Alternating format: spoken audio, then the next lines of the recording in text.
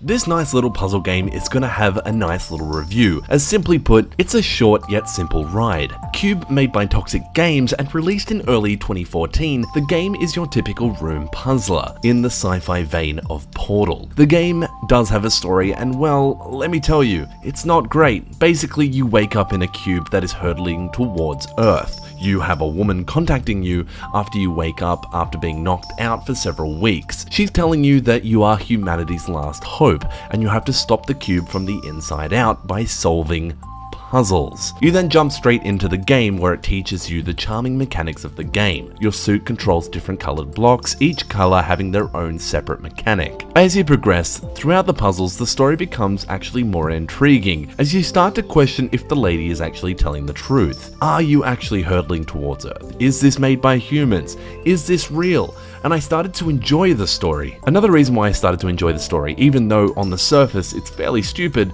was in fact the really good voice acting. The voice actor for Commander Novak does a brilliant job having a convincing character, something a lot of indie games don't do that well in. I commend Toxic Games for acknowledging where to spend their money wisely. The game goes for around 3 to 4 hours depending on how smart you are. I'm not that smart, so I got stuck in one particular puzzle. They called it the hardest puzzle in the game. Is it the hardest puzzle in the game?